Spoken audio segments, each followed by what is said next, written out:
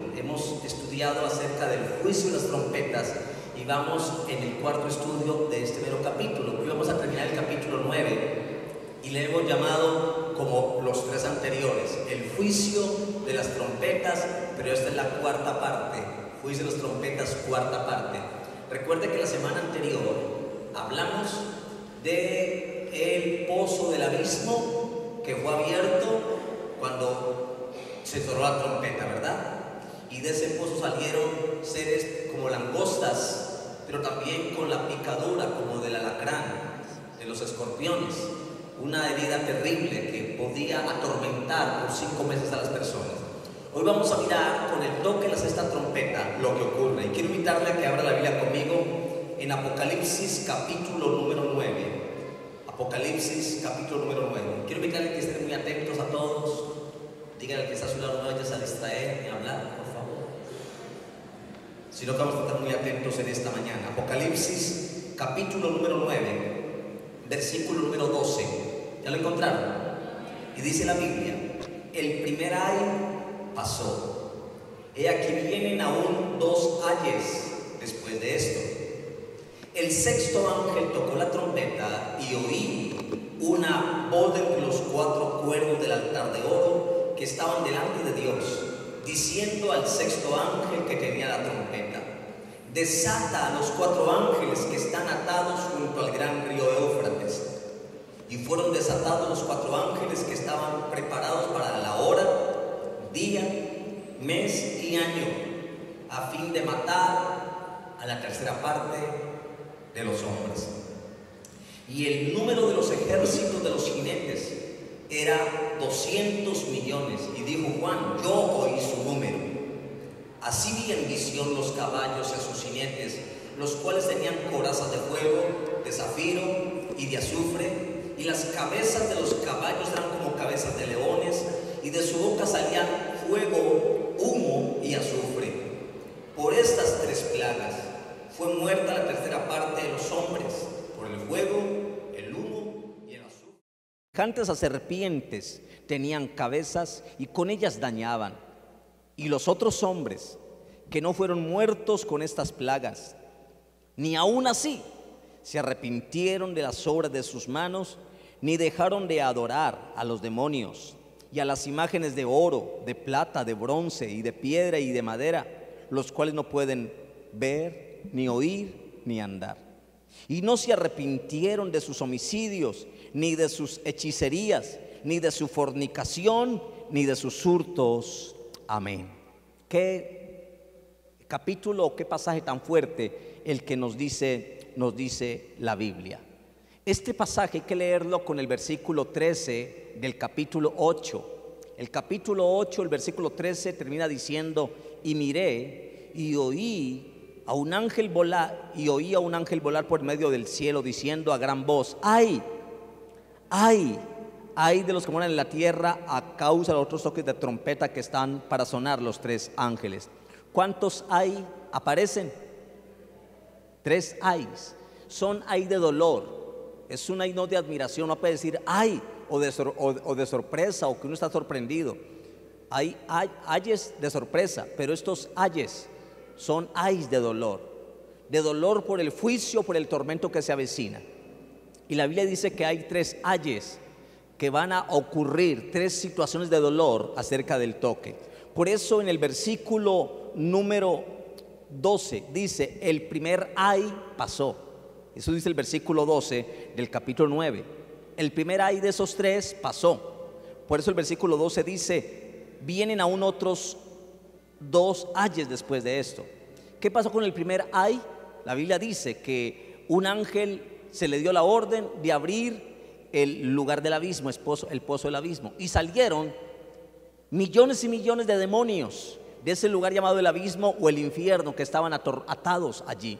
Salen a atormentar, no a matar, sino a atormentar. Se les prohibió matar a los hombres, sino que se les dio autoridad para, durante ese tiempo, atormentarlos por 5 meses. Era un tormento demoníaco sobre las personas, no podían matar. Era tan fuerte el tormento que la gente se quería morir, pero la muerte huía de ellos. Ahora, en este segundo ay que va a tocar la sexta trompeta, es el segundo ay. Y en este segundo ay, ya la Biblia dice que se le da la orden, cuando suena la trompeta, se le da la orden para que suelte a los 4 ángeles que están parados junto al gran río de Éufrates. Y cuando estos 4 ángeles o 4 demonios son liberados allá, la Biblia dice que hay un ejército de 200 millones de demonios con un poder infernal, y se les dio la autoridad no de atormentar, sino que este segundo ay ya es para matar a la tercera parte de los hombres. Vamos a mirar y quiero introducir en esta mañana este tema diciendo esto, haciendo esta conexión del tema anterior con este. Y es que el versículo número 12, el que vamos a leer hoy y a estudiar, marca el final de los acontecimientos que transcurren durante los juicios de la quinta trompeta. Pero al mismo tiempo, este versículo 12 señala el comienzo de las aflicciones relacionadas con la sexta trompeta que se toca. Quiere decir que los juicios de las trompetas muestran un crescendo, muestran una creciente tanto en alcance de los juicios como en la intensidad de los juicios. Juicios de Dios que culminan con las copas que habla la Biblia antes del establecimiento de Cristo en el milenio. Los juicios del primer ay pasaron. ¿Cuántos ayes hay? 3. El primer ay pasó con el tema que vimos la semana pasada. Por lo tanto, el juicio del primer ay debería advertir a los moradores de la tierra, pues los demonios que salen del infierno tenían autoridad para atormentar, no para matar, sino para atormentar. ¿Por cuánto tiempo a los seres humanos? Por 5 meses. Quiere decir que era un tormento para ver si la gente con esos tormentos buscaba a Dios, se arrepentía, se acercaba a Dios. Dios no los quería matar, quería darles una oportunidad y atormentarlos a veces si a través de ese tormento buscaban de Dios y se arrepentían. Pero ni aún así se arrepintieron. Pues dice el versículo número 20: y los otros hombres que no fueron muertos con estas plagas, ni aún así se arrepintieron. Dios da la orden para que los demonios atormenten, a ver si ellos se arrepienten y buscan a Dios, pero ni aún así se arrepienten. Viene el segundo ay. ¿Qué es lo que ocurre allí? Quiere decir que el primer ay pasa, y ese primer ay, que fue cuando los demonios salen del infierno, era para advertir a los moradores de la tierra tocante a los 2 restantes ayes que faltan por acontecer. Pero la humanidad está despreocupada, indiferente a Dios con los efectos de los juicios, no quieren buscar de Dios. Y Mateo 24, versículo 37 al 39, habla de algo que va a pasar en los últimos días, aún en esos tiempos de gran tribulación. Mateo 24, versículo 37, dice cómo va a estar el corazón de los seres humanos aún el final de los juicios. Mateo 24, 37 dice: mas como en los días de Noé, así será la venida del Hijo del Hombre. Porque como en los días antes del diluvio estaban comiendo y bebiendo, casándose y dándose en casamiento, hasta el día en que Noé entró en el arca, y no entendieron hasta que vino el diluvio y se lo llevó a todos. Así será también la venida del Hijo del Hombre. La Biblia dice que en los últimos días va a ocurrir como en los días de Noé. La gente va a estar despreocupada, va a estar en sus pecados, unos casándose, dándose en casamiento, ocupados en los quehaceres de este mundo, buscando plata, a tal punto que están tan ocupados en este mundo que no tienen ni siquiera un pensamiento para Dios. Y como en los días de Noé, cuando Noé entró en el arca, nadie estaba prevenido que iba a haber un diluvio, el cual le llegó de sorpresa, porque ninguno se preparó después de que Moisés les predicó por 120 años que iba a venir un juicio. Lo iba a ocurrir en los últimos días. La gente aún, a pesar del juicio, no se van a arrepentir, como dice la Biblia. Ahora entremos en materia. En Apocalipsis 9, 13 al 16, yo quiero que lo leamos. Algo pasó con el toque de trompeta. El versículo 13 dice: el sexto ángel tocó la trompeta, y oí una voz de entre los cuernos del altar de oro que estaba delante de Dios, diciendo al sexto ángel que tenía la trompeta: desata a los 4 ángeles que están atados junto al gran río de Éufrates. Y fueron desatados los 4 ángeles que estaban preparados para la hora, día, mes y año, a fin de matar a la tercera parte de los hombres. Y el número de los ejércitos de los jinetes era 200 millones. Yo oí su número. Ahora, el toque de la sexta trompeta precede de una solitaria voz que se escucha entre los cuernos del altar de oro. Ese cuerno del altar de oro es el mismo cuerno que aparece en Apocalipsis 8, versículo 3, donde las almas levantan allí en el altar de oro un clamor para que Dios haga justicia y vengue la sangre de todos los que habían muerto por la persecución del anticristo. Quiere decir que los cuernos del altar son simbólicos y representan el poder de Dios. Y aquí en este versículo es la última vez que en el Apocalipsis aparece la palabra los cuernos del altar. Última vez que en la Biblia aparecen aquí los cuernos del altar. ¿Qué eran los cuernos del altar? Era el lugar donde se quemaba el aceite o donde se quemaba el incienso. Era el lugar del altar de oro, el lugar donde las oraciones, cuando uno ora, llegan allá al altar de oro de la presencia de Dios. Y representado con el incienso. La última vez que aparece en la Biblia el altar de oro, que es el lugar donde nuestras oraciones son depositadas cuando oramos. Usted y yo, ¿a dónde va nuestra oración? Nuestra oración va a un lugar que en el cielo se llama el altar de oro. Allá es depositada la oración de cada persona. Es representar la oración con el incienso. Pero la última vez que aparece aquí es en este texto. Jamás vuelve a aparecer al altar de oro. En otras palabras, quiere decir que ese altar de oro representa un lugar de misericordia, un lugar donde todavía se podía clamar, buscar a Dios y esperar de Él misericordia, porque de ahí en adelante el altar de misericordia, el altar de oro, que era un altar de misericordia, ahora se convierte en un altar de juicio, donde Dios va a traer juicios como manera en que Dios responde a la oración del pueblo. La oración fue oída y Dios va a responder trayendo juicio sobre la tierra. Por eso en el capítulo 8, el versículo 3 dice: de otro ángel vino entonces y se paró ante el altar con un incensario de oro, y se le dio mucho incienso para añadirlo a las oraciones de todos los santos sobre el altar de oro que estaba delante del trono. Quiere decir que allí la gente oró y Dios escuchó la oración, y la oración era que Dios mandara juicios, y ahora Dios va a mandar juicios. Ahora, en el versículo 3 del Apocalipsis 8, el altar es el lugar donde se ofrece el incienso con las oraciones. Quiere decir que la implicación es que esto es una respuesta a las oraciones y un anticipo a la liberación de ese pueblo que ha pedido que Dios lo liberte. Y Dios va a estar a punto de establecer el milenio, y después del milenio viene la liberación de todos los que han creído en Jesús en ese tiempo de gran tribulación. El texto dice de dónde procede la voz. En el versículo número 13 dice de dónde procede la voz. Dice que procede del altar de oro. El sexto ángel tocó la trompeta y oyó una voz de entre los cuernos del altar. ¿De dónde procede la voz?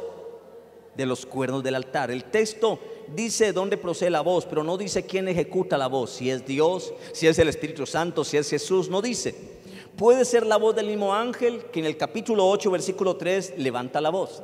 Y aquí aparece de pie ante el altar. Y a través del Apocalipsis, yo considero que puede ser el ángel, porque en Apocalipsis hay una extraordinaria acción de los ángeles a favor de los seres humanos. Ahora, los ángeles que hacen una tremenda labor de juicio, siempre los ángeles son agentes ejecutores de la voluntad de Dios.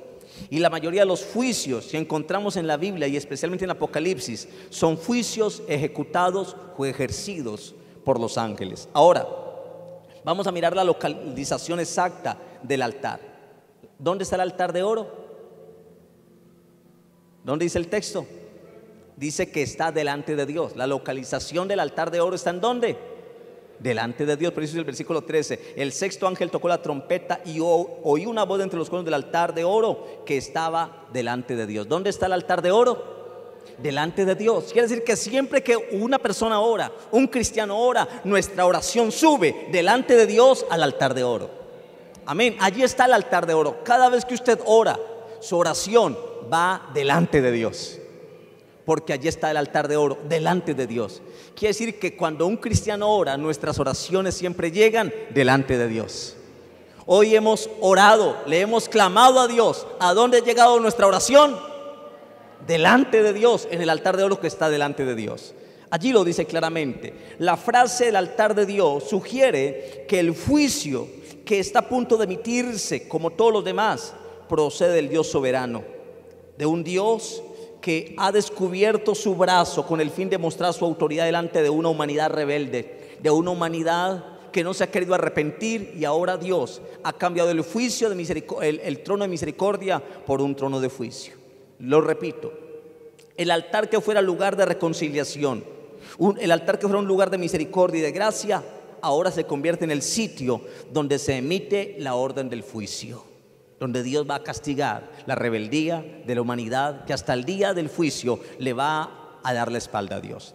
El versículo 14 dice, que diciendo al sexto ángel, quiere decir que la orden se le da al sexto ángel, y ese sexto ángel tenía la trompeta, y se le dio la orden: desata a los 4 ángeles que están atados junto al gran río Éufrates. La voz que habla en medio del altar da una orden, y le da una orden ¿a quién? Al sexto ángel. Ese sexto ángel tenía la trompeta y la orden es para que la toque. Cuando se toque la trompeta, la orden es para que desate a los 4 ángeles que están, dice el versículo, junto al gran río Éufrates. Vamos a hablar de esos 4 ángeles, porque los 4 ángeles mencionados aquí no son los mismos ángeles de Apocalipsis 7.1, no son los mismos. En Apocalipsis 7.1, los 4 ángeles que habla allí son ángeles de luz, son ángeles buenos, ángeles que nunca le desobedecieron a Dios y conservan su integridad delante de Dios. Estos 4 ángeles que aparecen en Apocalipsis 9.14 son ángeles malignos, son ángeles caídos, o lo que se conocen como demonios, demonios de un alto rango, de una alta autoridad. La Biblia dice que el reino de las tinieblas está compuesto por principados, autoridades, potestades y huestes de maldad. Amén. Estos 4 ángeles son 4 ángeles caídos, ángeles malignos, demonios con un alto orden de rango de autoridad espiritual dado por Satanás. Y la orden es para que estos 4 ángeles de poder, malignos, demonios, se les da la orden de que con el toque de la sexta trompeta puedan ejecutar los juicios descritos en este pasaje. Ahora, probablemente el hecho de estar atados junto al gran río Éufrates tiene su connotación, y es que se deba a que la visión del pasaje tiene que ver con la invasión organizada por los reyes del oriente.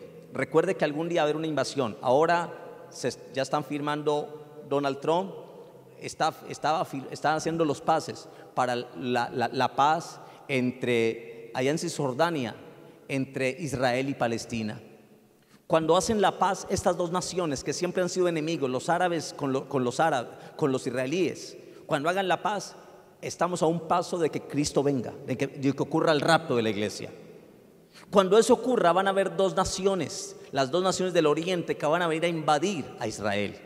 Y estamos a punto de que ocurra eso. Ahora, en el capítulo 16, en el versículo 12, habla de esto. ¿Qué era el río Éufrates? El río Éufrates era el río que limitaba o hacía una frontera entre Palestina y sus enemigos. Vamos a leerlo. Apocalipsis 16, versículo número 12, dice: el sexto ángel derramó su copa sobre el gran río Éufrates, y el agua de este se secó, para que estuviese preparado el camino a los reyes ¿de dónde? Del oriente. Quiere decir que el río era como el límite, como el lugar donde no era fácil invadir a los palestinos.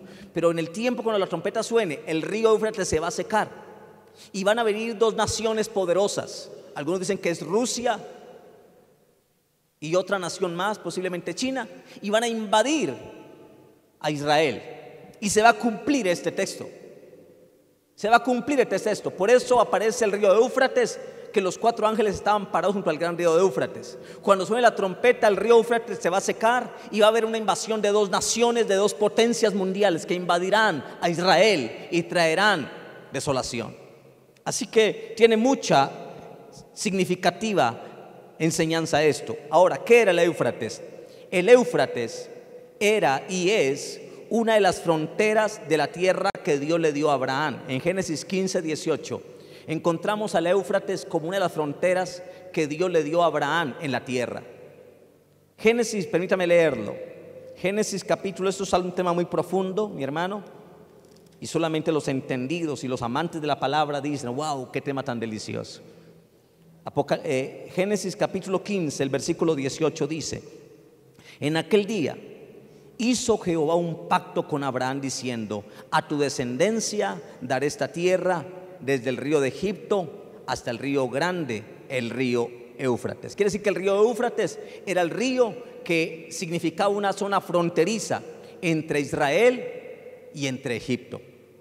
Wow. Y fue el pacto que Dios le dio a Abraham. Fue el pacto. Quiere decir que el Éufrates era la frontera de la tierra que Dios le dio a Abraham, y es el río que los enemigos de Dios van a cruzar antes del último conflicto que tendrá lugar previamente al milenio, al tiempo del milenio. Ya lo hemos leído.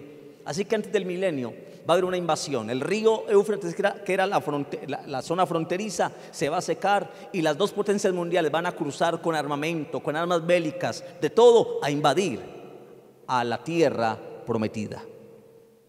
El Éufrates era también la frontera oriental del Imperio Romano, y en el Antiguo Testamento el Éufrates constituía la línea divisoria entre la nación de Israel y sus enemigos en Oriente. Los enemigos de Oriente en el tiempo del Antiguo Testamento eran Asiria y Babilonia. Y será precisamente de las márgenes del Éufrates donde partirá la gran invasión que culminará con la batalla del Armagedón, en la batalla final. Hoy se habla mucho de Armagedón. Bruce Willis sacó una película con él, el actor, que llamaba Armagedón. Tiene que ver con la batalla final del Armagedón, cuando venga el fin del mundo, ya cuando Dios va a castigar a los suyos y les va a dar su merecido. El versículo 15 de Apocalipsis capítulo número 9, el versículo número 15. ¿Van bien hasta ahora, mi hermano? ¿Van bien hasta ahora? Apocalipsis capítulo 9, el versículo 15 dice: y fueron desatados los 4 ángeles. No son ángeles buenos, son demonios, ángeles malignos, con una gran autoridad espiritual. Y dice: fueron desatados los 4 ángeles que estaban preparados para la hora, día, mes y año, a fin de matar a la tercera parte de los hombres. Wow. El 6.º ángel cumplió de inmediato la orden recibida. Fue y desató a los 4 ángeles que estaban junto al gran río de Éufrates, y esos demonios fueron sueltos. Son demonios de un rango espiritual, porque apenas ellos salen, el versículo 16 dice que salen detrás de ellos un ejército de demonios de 200 millones, y dice Juan: yo oí la voz. Quiere decir que esos 4 ángeles son 4 demonios, principados, que tienen a su cargo cada uno un promedio de 50 millones de demonios. Sumando los 4 son 200 millones, dice Juan: yo oí su voz. Son ángeles con una autoridad espiritual, y la autoridad que se les dio en este caso es para que maten a la tercera parte de los hombres de la tierra por su desobediencia. Los 4 ángeles reciben la orden recibida de inmediato. Los 4 ángeles que estaban retenidos junto al río de Éufrates, dice el versículo, que fueron desatados. Y los 4 ángeles mencionados aquí son jefes o son capitanes del gran ejército de seres malignos, de demonios designados para matar a la tercera parte de los hombres. ¿Cuántos demonios eran en total? Salieron detrás de ellos. Versículo 16. Y el número de los ejércitos de los jinetes eran ¿cuántos? Quiere decir que esos 4 ángeles eran jefes o capitanes, y cada uno eran jefes o capitán de 50 millones de demonios. Ellos salen 200 demonios del abismo con la orden de matar a la tercera parte de los hombres de la tierra. Estaban preparados, y el objetivo de ellos era, dice el versículo 15, a fin de matar la tercera parte de los hombres, de la última parte del versículo 15. Las langostas infernales del versículo 5 debían atormentar a los hombres, no matarlos. El versículo 5 dice: y les fue dado no que los matasen, sino que los atormentasen 5 meses, y su tormento era como tormento de escorpión cuando hiere al hombre. Los demonios, las langostas del versículo 5 tenían la orden de atormentar, no de matar. Pero estos demonios que llevan los 4 ángeles que son desatados, ahora tienen la orden no de atormentar, sino de matar a la tercera parte. Con el tormento ninguno se arrepintió. No se arrepintieron ni buscaron de Dios. A pesar del tormento que había, la gente siguió siendo rebelde. Y Dios dijo: les di la oportunidad, les mandé tormentos, les guardé la vida, a ver si así arrepentían. Y no quisieron. Ahora Dios viene y trata con ellos a quitarle la vida. Y la orden espiritual es que deben morir. Muchas personas, y lo digo porque me lo han dicho mucha gente, que esto parece incompatible con Dios. Que cómo es posible que Dios, un Dios de amor, dé la orden de que tantos millones de personas mueran. Porque Dios da la orden a los 4 ángeles que son sueltos, a 4 demonios, para que maten la tercera parte. Muchos se asombran de esto y dicen: ¿cómo es posible que un Dios de amor mande a matar? ¿Cómo es posible que un Dios de amor dé la orden para que demonios salgan del infierno y maten? Pero mi hermano y mi hermana, Dios hasta ese momento ha sido un Dios paciente con el mundo entero. Y hasta el día de hoy Dios ha sido paciente. Y en vez de la gente cambiar, más le da la espalda a Dios. Dios ha sido paciente, y era para que este mundo con tanta maldad y tanto pecado ya dejara de existir. Pero Dios no ha venido y no ha traído juicio porque ha sido paciente. Pero entre más es paciente Dios, más pecador es el hombre. Hoy hay más pecado, más prostitución, más homosexualismo, más lesbianismo, más adulterio, más divorcios, más maldad cada día hay. Por lo tanto, Dios ha sido paciente con el hombre, quien ha rechazado siempre su misericordia. Nunca, escúcheme bien, nunca desde los días de Noé ha habido una proporción tan sustancial de la población de la tierra bajo el justo juicio de Dios. Sí, en el tiempo de Noé todo el mundo murió, solamente quedó vivo Noé y su familia, que en total eran 8. Pero no, aunque todo el mundo murió, no había tanta gente como la hay ahora. Quiere decir que jamás en la historia de la humanidad, ahora en el incendio que hay allá en California, por el incendio han muerto docenas de personas. Con el tsunami murieron cantidad de personas, nos parece asombroso. Pero jamás en la historia, desde los días de Noé, va a haber tanta mortandad de personas como va a ocurrir aquí en este texto. La Biblia dice que será la tercera parte de los hombres que van a morir a causa del juicio de Dios justo a una humanidad orgullosa que le ha dado la espalda a Dios. Amén. El versículo 16 dice: y el número de los ejércitos de los jinetes eran 200 millones. Yo oí su número. Los 4 ángeles, una vez liberados, se convierten en un ejército, en una fuerza tan inmensa de caballería. Y parece que cada uno de los ángeles comanda un ejército. De ahí el uso plural, ejércitos. Dice el versículo 16: y el número de los ejércitos, eran 4 ejércitos, compuesto cada uno de 50 millones, comandado por uno de los ángeles de los 4 que habían sido desatados. El entorno del pasaje muestra que son seres espirituales y que es algo literal. Algunos tratan de espiritualizar esto, de alegorizarlo y decir que no son demonios, que son personas. No, el entorno del pasaje, el texto y el contexto demuestran que esos seres, 200 millones, son seres espirituales, son demonios, y que es algo literal. Tanto que Juan dijo que él escuchó el número. ¿Cuánto era el número? 200 millones. Versículo 17 dice: así vi en visión los caballos y a sus jinetes. No eran ejércitos de humanos. Escúcheme bien, no eran humanos, porque el texto dice cómo eran esos caballos y esos jinetes. Dicen: y así vi en visión los caballos y sus jinetes, los cuales tenían, ¿qué tenían? Corazas como de fuego. Quiere decir que eran demonios. Y corazas de fuego, de zafiro y de azufre. Y las cabezas de los caballos eran como cabezas de leones, y de su boca salían fuego, humo y azufre. Quiere decir que esa evidencia demuestra que son demonios. Sale fuego, sale azufre, olor terrible.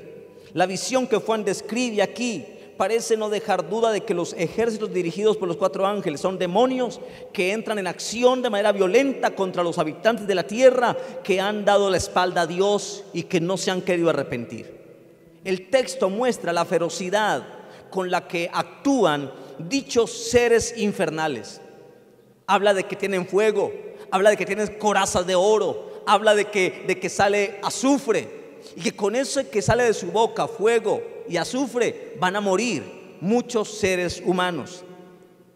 Por lo tanto, esos seres infernales hacen pensar que solo la intervención divina es capaz de limitar la destrucción que causan los demonios. Yo he visto el poder de los demonios, mi hermano. A mí me ha tocado orar por gente, hacerle liberación a una persona endemoniada. Recuerdo que una vez estaba en Darién. Me pidieron que fuera a orar por una muchacha que estaba endemoniada. Una muchacha que había practicado brujería, hechicería, que había hecho cantidad de cosas y le había abierto puertas a los demonios. Habían llevado a cantidad de líderes, hasta el cura. Cuando yo fui ese día a orar, el cura estaba ahí y me dijeron: no entre todavía, pastor, que ahí está el cura orando. Exorcizaste a la muchacha. Y yo escuchaba como el demonio gritaba desde adentro con alaridos terribles. El cura salió como alborotado, como que aquí no pude yo. Cuando entro yo, mi hermano, ese demonio en esa persona habla y parece una serpiente con forma de araña. Comenzó a subirse con una pared, mi hermano. Usted verá eso, como un demonio cuando toma una persona puede hacerle y darle poder tremendo.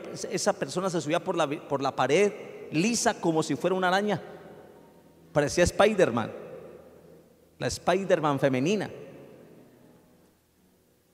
Demonios, y yo podía ver el poder del demonio, cómo destruía a esa persona, cómo le daba poderes, cómo le hacía ver cosas. Y fue una lucha espiritual. Yo he visto el poder de los demonios, cómo han destruido personas, cómo han acabado vidas, cómo han hacerlo. Y aquí no va a ser la excepción. Va a ser una destrucción donde la Biblia dice que van a matar a la tercera parte de los hombres. Y solamente ese poder demoníaco lo puede limitar el poder de Dios. Solamente el poder de Dios puede vencer el poder del diablo.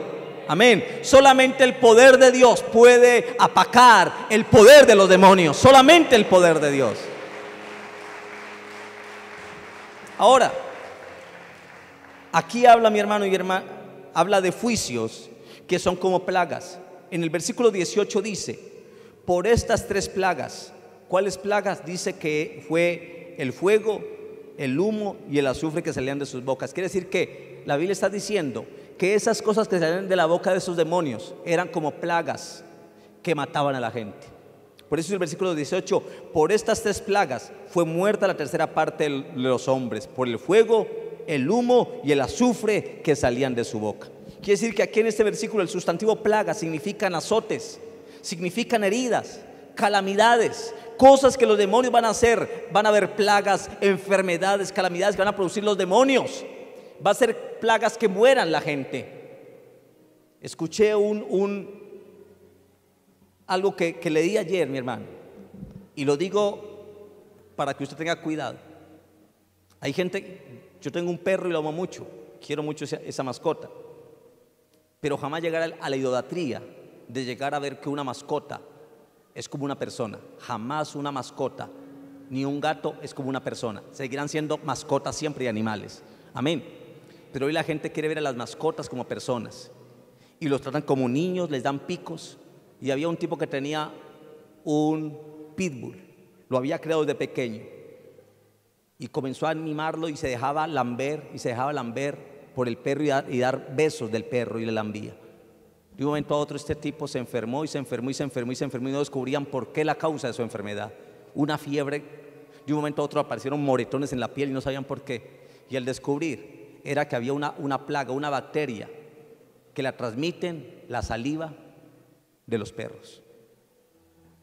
Y eso se fue a su parte sanguínea y afectó. Le tuvieron que amputar las manos, los pies, producto de esa bacteria. Bueno, destruyó la vida de un hombre. Creo que está a punto de morir.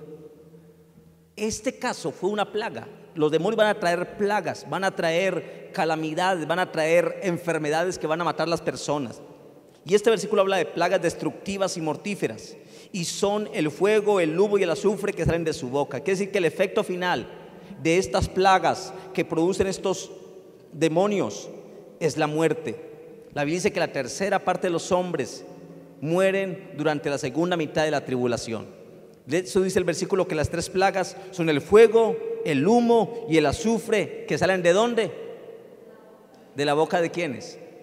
De los 200 millones de demonios que salen del abismo con la orden de matar. El versículo 19 dice: pues el poder de los caballos estaba en su boca y en sus colas, porque sus colas, semejantes a serpientes, tenían cabezas y con ellas dañaban.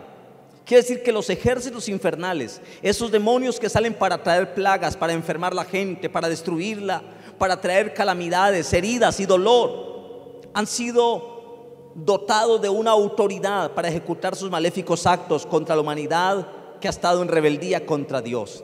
Los caballos no solo habían dañado mediante el fuego, mediante el humo y el azufre que sale de su boca, sino que dice el texto que también tenían colas que poseen capacidades dañinas como las serpientes. Por eso el versículo 20 y los otros hombres, versículo 19, perdón, dice: pues el poder de los caballos estaba en su boca y en sus colas, porque sus colas semejantes a serpientes.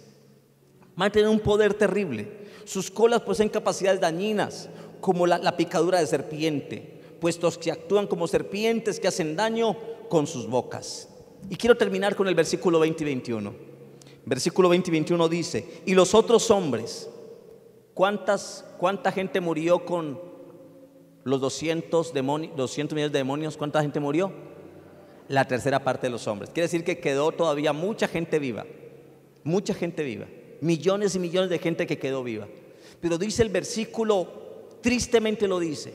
Mira lo que dice con tristeza, me causa tristeza este versículo, porque el versículo 20 dice: y los otros hombres que no fueron muertos con estas plagas.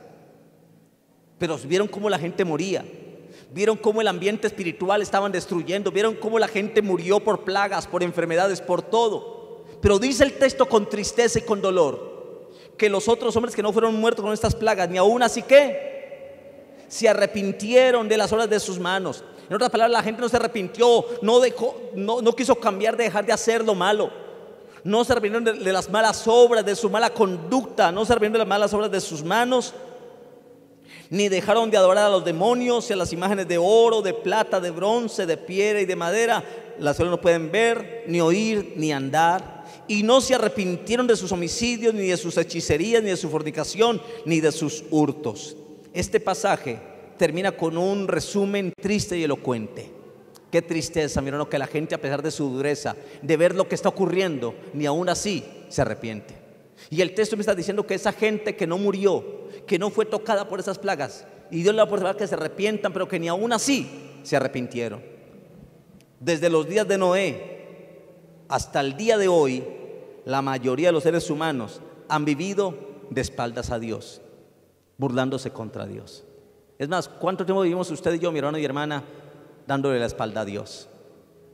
Por misericordia de Dios, que Dios nos alcanzó y lo conocimos a Él. Pero desde los días de Noé hasta el último día, cuando vengan los juicios, la humanidad va a vivir de espaldas hacia Dios. Y va a haber una indiferencia espiritual. Y esa indiferencia espiritual que hay en los seres humanos va a crecer con los pasar de los días. Días que, a pesar del sufrimiento, de los juicios, de los tormentos, aún así se niegan a buscar de Dios y se niegan a acercarse a Dios. Por lo tanto, la actitud de toda esta gente sobreviviente, mucha gente va a quedar sobreviviente, van a quedar enfermos con problemas, pero van a quedar sobreviviendo, con la oportunidad de pedirle perdón a Dios y buscar a Dios. Pero la actitud de todos estos sobrevivientes es de un endurecimiento, de un orgullo espiritual y de un desafío a Dios. Ni aún así quieren buscar de Dios. Es una actitud de endurecimiento, de orgullo, de desafiar a Dios. Como hay gente que hoy desafía a Dios: a ver, si Dios me quiere matar, pues que me mate. Y si Dios quiere que me pase esto, pues que me pase, pero no voy a buscar de Dios. Gente que vive desafiando a Dios, que vive endureciendo su corazón hacia Dios. Gente que se niegan a cambiar su conducta, pues no se arrepienten de las obras de sus manos. Gente que no quiere cambiar su creencia, su credo, ni sus actitudes hacia Dios. Era lo mínimo, lo menos que estos sobrevivientes podían hacer era haberle pedido perdón a Dios y acercarse a Dios. El texto dice, el versículo 20 dice: los otros hombres que no fueron muertos con estas plagas, ni aún así se arrepintieron de las obras de sus manos. Esa frase, las obras de sus manos, ¿sabe qué demuestra? Idolatría. Idolatría, que es uno de los pecados más abominables delante de Dios. Idolatría es cuando yo hago algo por encima de Dios y que amo lo que hago, aunque sé que ofende a Dios, pero no quiero cambiar. Es idolatría. Y la gente sigue adorando aquello que le causa muerte. Amén. Hoy la gente sabe que la droga mata, pero no quieren dejar la droga. La gente sigue adorando aquello que mata y que le causa la muerte. La gente sigue adorando el alcohol. Hay historias del gran dios Baco, el dios del licor. Hoy la gente sigue adorando aquello que le causa su muerte, que le destruye su vida y que trae la ruina total a su vida, a su familia y a todo. La gente no quiere dejar de adorar aquello, aunque sabe que eso le va a destruir. Usted le dice a su hijo: mi hijo, deja de fumar esa cosa. Mi hijo, mira, deja de tomar tanto licor. Ah, mamá. Y se burlan. Y se burlan. No quieren dejar de arrepentirse de la obra de sus manos, de dejar de adorar nada de lo que han adorado. Siguen adorando aquello que va a destruir su ruina, que le va a causar la muerte. Permítame leerle un texto, porque la Biblia dice que adorar cualquiera de estas cosas, aparte de Dios, es adorar a los demonios. Primera de Corintios 10, 19 y 20. Primera de Corintios capítulo 10, versículo 19 y versículo 20. ¿Ya lo encontró? Primera de Corintios 10, 19 dice: ¿qué digo pues? ¿Que el ídolo es algo o que sea algo lo que se sacrifica a los ídolos? Antes digo que lo que los gentiles sacrifican, ¿qué dice el texto? A los demonios los sacrifican y no a Dios. Wow. Que cuando yo estoy adorando un ídolo, una imagen o cualquier otra cosa que a mí me fascina, la Biblia me dice que estoy adorando a los demonios y no a Dios. Antes digo que lo que los gentiles sacrifican a los demonios lo sacrifican y no a Dios. La gente cree que porque está adorando al Sagrado Corazón de Jesús o a la Virgen María o a la Virgen de Guadalupe, que están adorando a Dios, que es una foto que representa, es como tener la foto de la mamá. Mire, mi hermano, la Biblia dice que adorar eso no es adorar a Dios, sino a los demonios. ¿Aló? Cualquier imagen que usted tiene y está adorando, no está adorando a Dios. No se engaña, está adorando a los demonios. Lo que usted sacrifica no lo está sacrificando a Dios, sino a los demonios. Y dice el versículo: y no quiero que vosotros os hagáis partícipes con los demonios. Participar de cosas que a Dios no le gustan es participar con los demonios a través de eso que no agrada a Dios. Amén. Por lo tanto, mi hermano y mi hermana, adorar ídolos, y escúcheme bien, si hay alguno aquí que todavía tiene el cuadro de la Santa Cena ahí en la casa de los 12, o que tiene algún cuadro de un ángel y que por tal cosa. La Biblia dice que adorar ídolos es adorar al mismo Satanás. Amén. Y quiero terminar con el versículo 21. El versículo 21 de Apocalipsis 9 dice, Apocalipsis 9, 21 dice: y no se arrepintieron de sus obras, y no se arrepintieron de sus homicidios, ni de sus hechicerías, ni de su fornicación, ni de sus hurtos. La Biblia me dice en el versículo 21 que la gente que sobrevivió de las plagas de los demonios, la gente continuó en sus homicidios. Luego dice: en sus hechicerías, en su fornicación y en sus hurtos. 4 tipos de pecados muy comunes hoy en día. ¿Sí o no? Hoy es común los homicidios. ¿Qué dice usted? Por un celular matan, te quitan la vida. La gente comete un homicidio por un par de tenis, por robarte unos tenis te quita la vida. La gente se vuelve homicida por un celular. La Biblia está hablando de pecados que la gente no se quiere arrepentir, pero que con el pasar de los días van a ser más fuertes, cada vez más grandes esos pecados que la gente no se quiere arrepentir. Escuchó las noticias aquí en Santander de Quilichao. Si no escuchó las noticias de Santander de Quilichao, una señora abogada tenía un seguro de 1.500 millones, un seguro, y el hijo, que sabía el seguro de su mamá, contrató un sicario. Y él mismo lo llevó hasta la casa en la moto, con el casco para que nadie lo viera. Y le dijo en qué parte de la pieza estaba la mamá. Y el sicario se bajó de la moto, que la conducía el hijo de la señora. Y cogió y por la ventana le disparó a la señora. Le disparó, está viva todavía, pero le destruyó todo el páncreas. Y está en riesgo. Cuando van y cogen a los de la moto, se dan cuenta que el motociclista, el chofer, era el hijo de la señora. Quería cometer el homicidio de su madre solamente con quedarse con un seguro de 1.500 millones. Uno se pregunta, Dios mío, ¿hasta dónde hemos llegado? ¿Hasta dónde? Pues la Biblia me dice que en los últimos días, entre más pasa el tiempo, los homicidios van a aumentar. La gente va a matar por un celular, por un lapicero, por un anillo, por 50 pesos te matan. Y la Biblia dice que aún con el tiempo la gente no quiso arrepentirse de sus homicidios. ¿Qué son homicidios? Matar a alguien, quitarle la vida a alguien por cosas insignificantes y matarle por la espalda. Si un hijo es capaz de matar a su mamá por plata, ¿hasta dónde hemos llegado? Homicidios. La gente no quiso arrepentirse de sus homicidios, de estar matando para conseguir plata. Pero luego dice la Biblia no solamente de homicidios, ni de sus ¿qué? Ni de sus hechicerías. Wow, hoy la hechicería ha crecido mucho, tanto que se ha modernizado. Uno la otra vez veía a las brujas por allá con un delantal y gordas y fumando tabaco y allí fumando y escupiendo. Uno creía que las brujas eran feas, no, ahora usted ve brujas bonitas como Janine, la bruja Janine, que muestran aún por la televisión, por RCN, por Caracol. Walter Mercado, un brujo, un hechicero.